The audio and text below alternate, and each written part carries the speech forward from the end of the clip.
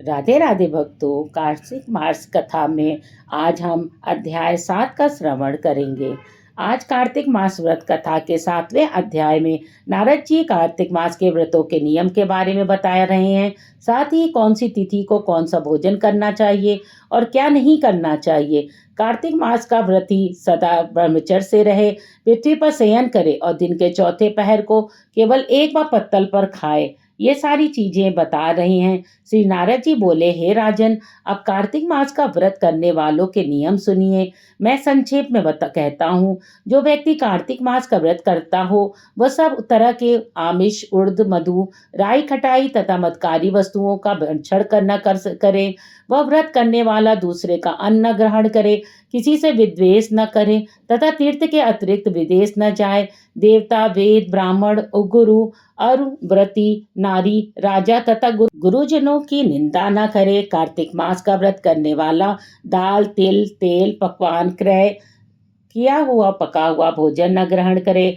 निंद, भावना, कुवाच्य का त्याग करे। किसी भी जीव का मांस, चूना, जम्बीरी, नींबू, मसूर, बासी तथा जूठे अन्न का परित्याग करे। बकरी, गाय, भैंस के दूध के अतिरिक्त किसी अन्य पशु का दूध आमिष समझे। ब्राह्मण द्वारा क्रय किए गए सभी रस, सांभर, नमक आदि का परित्याग करे।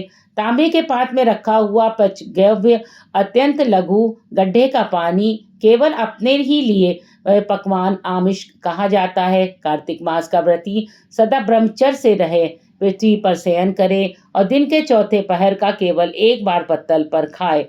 कार्तिक का व्रती नरक चतुर्दशी को तेल लगावे। इसके अतिरिक्त दूसरी तिथियों में तेल लगा के स्नान त्याज्य है। कार्तिक व्रती मनुष्य सिंघाड़ा, कोहड़ा, प्याज, भंटा, गाजर, मूली इन सब वस्तुओं को ग्रहण न करे। लौकी व भंटा, कोहड़ा, कटेरी का फल, तरबूज, कैत इनको कार्तिक मास का व्रती त्याग है। व्रती मासिक धर्म के समय स्त्री से चांडाल, पापी, ब्रह्मदोड़ी और नास्तिकों से संभाषणी ने करे।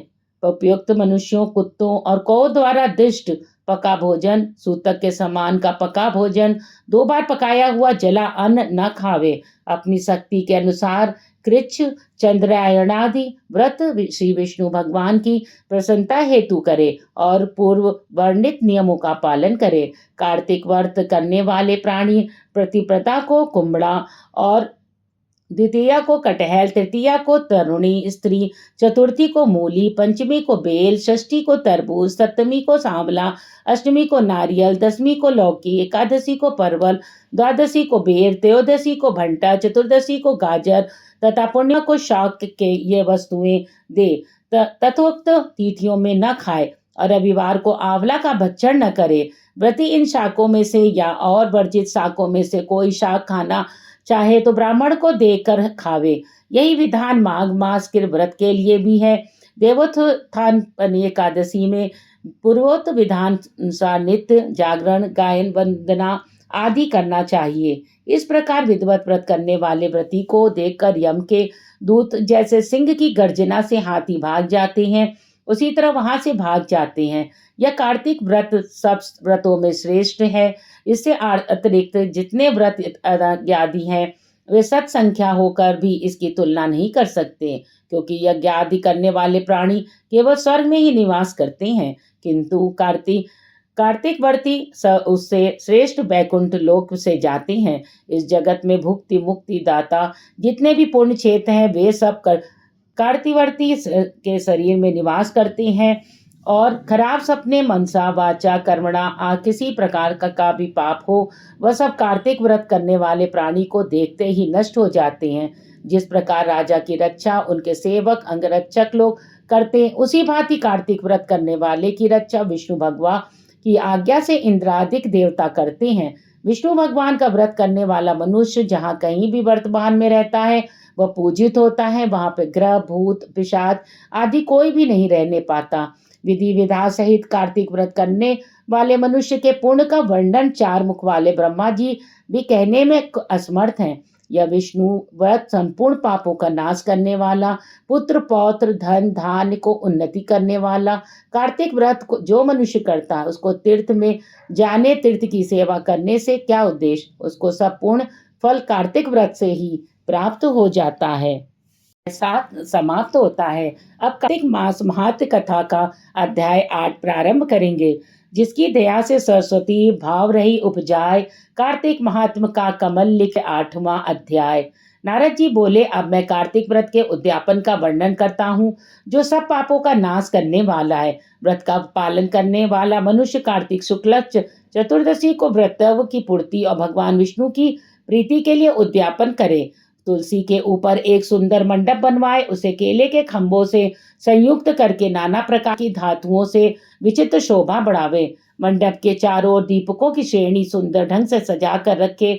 उस मंडप में सुंदर बंधनवारों से सुशोभित 4 दरवाजे बनवाए और उन्हें फूलों से तथा चंवर से सुशोभित करे। द्वारों पर पृथक पृथक मिट्टी के द्वारपाल बनाकर उनकी पूजा करे। उनके नाम इस प्रकार हैं: जय, विजय, चंड, प्रचंड, नंद, सुनंद, कुमुद और कुमुदच्छ। उन्हें चारों दरवाजों पर 2-2 के क्रम में स्थापित कर भक्ति पूर्वक पूजन करें। तुलसी की जड़ के समीप 4 रंगों से सुशोभित सर्व तो भद्र मंडल बनावे और उनके ऊपर पूर्ण रूप पत्र और पंच रत्न से संयुक्त कलश की स्थापना करे। कलश के ऊपर शंख चक्र गदाधारी भगवान विष्णु का पूजन करे। भक्ति पूर्वक स्थिति से उपवास करे और तथा रात्रि में गीत वाद्य कीर्तन सभी कुछ को करके आदि मंगलमय आयोजनों के साथ जागरण करे। जो भगवान विष्णु के लिए जागरण करते समय भक्ति पूर्वक भगवत संबंधी पदों का ज्ञान करते हैं, वे सैकड़ों जन्मों को पाप राशि से मुक्ति हो जाते हैं। जो मनुष्य भगवान के निमित्त जागरण करके रात्रि पर भर भगवान का कीर्तन करते हैं, उनको असंख्य गोदान का फल मिलता है। जो मनुष्य भगवान की मूर्ति के सामने नित्य गान करते हैं, उनके अनेक जन्मों के एकत्रित पाप नष्ट हो जाते हैं। जो भगवान के सम्मुख बैठकर कीर्तन करते हैं और बंसी आदि बजाकर भगवत भक्तों को प्रसन्न करते हैं तथा भक्ति से रात्रि भर जागरण करते हैं, उन्हें करोड़ों तीर्थ करने का फल मिलता है। उनके बाद पूर्णमासी में एक पत्नीक ब्राह्मण को आमंत्रित करे और प्रातःकाल स्नान और देव पूजन करने के वेदी पर अग्नि की स्थापना करें और भगवान की प्रीति के लिए तिल और खीर की आहुति दें। होम की शेष विधि पूरी करके भक्ति पूर्वक ब्राह्मणों का पूजन करें और उनके यथाशक्ति दक्षिणा दें और फिर उनसे इस प्रकार क्षमा प्रार्थना करें: आप सब लोगों की अनुकंपा से मुझ पर भगवान सदैव प्रसन्न रहें। इसको करने से मेरे 7 जन्मों के किए हुए पाप नष्ट हो जाएं और मेरी संतान चिरंजीवी हो। इस पूजा के द्वारा मेरी सभी मनोकामनाएं पूर्ण हो। मेरी मृत्यु के पश्चात मुझे अतिशय दुर्लभ विष्णु लोक की प्राप्ति हो। पूजा की समस्त वस्तुओं के साथ गाय भी गो को दान में दें। इसके पश्चात घर वालों और मित्रों के साथ स्वयं भोजन करें। भगवान द्वादशी तिथि को शयन से उठेंगे, त्रयोदशी को देवताओं से मिले, चतुर्दशी को सबने उनका दर्शन और पूजन किया। इसलिए तिथि में भगवान की पूजा करनी चाहिए।